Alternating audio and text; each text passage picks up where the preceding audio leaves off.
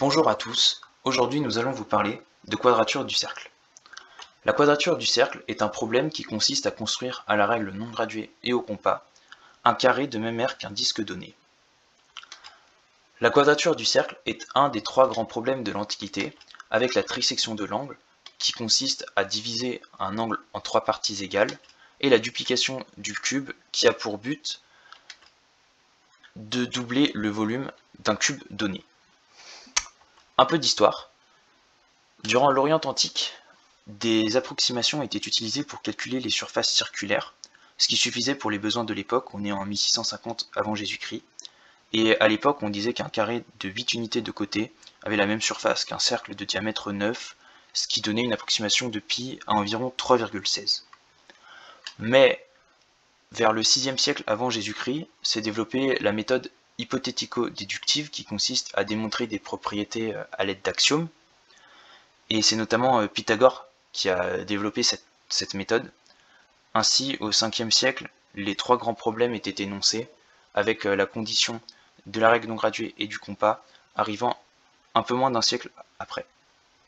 Ensuite, beaucoup de mathématiciens s'y sont penchés, tel Archimède, qui a trouvé une quadrature utilisant une spirale mais impossible à faire au compas et à la règle, ainsi qu'une approximation de pi à 3,143, mais aucun d'eux n'a réussi, jusqu'à la fin du 19e siècle, où Ferdinand von Lindemann a réussi finalement à démontrer son impossibilité en 1882.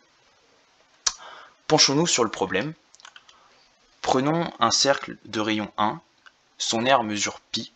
Si on veut un carré de même aire, on doit donc choisir un côté de longueur racine de pi. La question est donc la suivante. Peut-on construire à la règle et au compas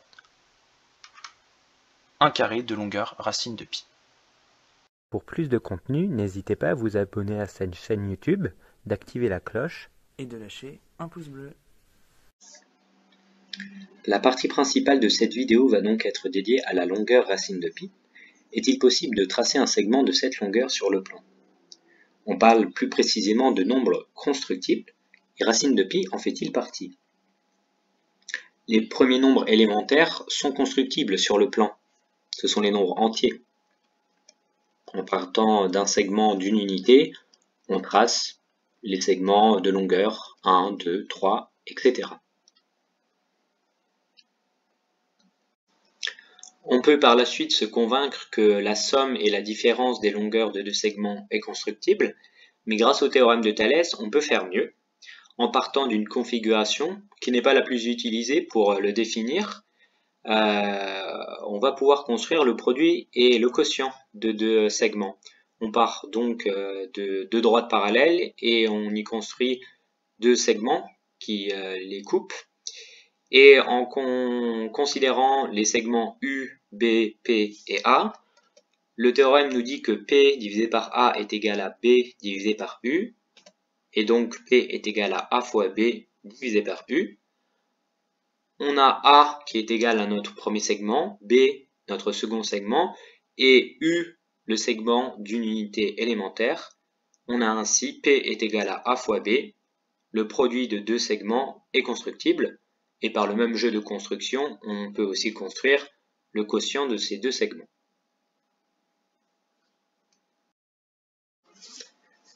Enfin, étant donné un demi-cercle et un segment S le coupant en son diamètre perpendiculairement, si on a un premier segment et U un segment d'une unité, alors S est égal à la racine carrée de la longueur du segment A, ce qui nous permet au final de construire l'ensemble des nombres rationnels munis de leur racine carrée. La question que l'on se pose alors est de savoir si l'on peut obtenir un ensemble de points constructibles plus grand. Et la réponse penche du côté non. En effet, si on revient à la construction même de nouveaux points dans le plan, ceux-ci s'obtiennent grâce à l'intersection de deux droites, une droite et un cercle, ou de deux cercles. Et ces deux objets géométriques nous sont utiles pour trouver les coordonnées x et y du ou des nouveaux points Mn au PQ grâce à leur équation qui les définissent. On obtient ainsi deux nouveaux nombres constructibles que l'on peut réutiliser pour tracer de nouveaux segments munis des opérations vues précédemment. Et lorsqu'un point appartient à deux droites dans le premier cas, il respecte leurs deux équations. On se retrouve alors à résoudre un simple système linéaire. Il est donc très facile de trouver l'unique couple x, y correspondant aux coordonnées de l'unique point appartenant à ces deux droites. De même, si l'on se penche sur le troisième cas, le système d'équations peut sembler plus difficile, mais il existe une méthode que l'on vous mettra en description de la vidéo pour le résoudre. L'aspect qui nous intéresse dans tout ça est l'expression de x et y. Dans tous les cas, l'opération la plus complexe que l'on utilise pour les trouver est la racine carrée, et aucune autre opération différente que celle que l'on connaît déjà.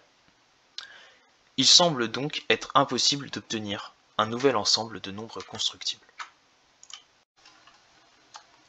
C'est bien là ce qu'affirme le théorème de Wenzell, énoncé en 1837 par le mathématicien français Pierre-Laurent Wenzell, qui stipule qu'un nombre est constructible si et seulement si celui-ci est égal à des sommes, des produits, des quotients et des racines carrées de nombres entiers. Cependant, c'est plutôt son corollaire qui va nous intéresser ici. Celui-ci affirme que si un nombre est constructible, alors il annule un polynôme à coefficient rationnel dont le degré du polynôme minimal est une puissance de 2. En d'autres termes, un nombre constructible est un nombre algébrique. La question qu'on va maintenant se poser, c'est pi est-il algébrique? C'est en 1873 que le mathématicien français Charles Hermite va donner les bases de la future démonstration infirmant cette assertion, en démontrant que exponentiel est transcendant, c'est-à-dire non algébrique. C'est 9 ans plus tard, en 1882, que Ferdinand von Lindemann généralise le raisonnement de Charles Hermite en un théorème, le théorème d'Hermite-Lindemann, qui lui permet de prouver définitivement que pi est un nombre transcendant. Par contraposé du corollaire de Wenzell, si pi n'est pas algébrique, alors il n'est pas constructible, et par conséquent, on ne peut pas construire un segment de longueur pi à la règle non graduée et au compas. On ne peut donc pas construire un segment de longueur racine de pi. Après plus de 2000 ans de recherche, la quadrature du cercle était enfin démontrée comme impossible. Et pour terminer cette vidéo, intéressons-nous à la construction qui va apparaître à l'écran. Au XXe siècle, les mathématiciens savaient désormais que la quadrature du cercle était impossible, mais ça n'a pas empêché certains d'essayer de chercher une quadrature la plus précise possible. Et en 1918, le mathématicien indien Ramanujan effectue la construction qui va apparaître à l'écran.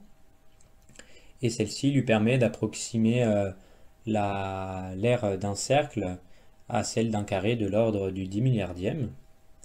Et finalement, en plus, sa construction n'est pas si difficile que ça. Et via GeoGebra, on peut reproduire cette construction. Le logiciel propose différents outils, mais en se limitant aux constructions élémentaires qu'exige la quadrature, on peut reproduire, bien, comme on le voit ici à l'écran, des parallèles, des perpendiculaires. Et à la fin, arriver à la construction de Ramanujan, elle lui a permis aussi d'approximer la valeur de pi à racine quatrième de 361 sur 22.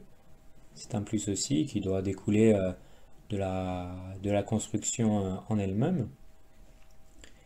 Et c'est intéressant aussi puisque de l'effectuer via GeoGebra, puisque ça permet de se rendre compte comment ça fonctionne pour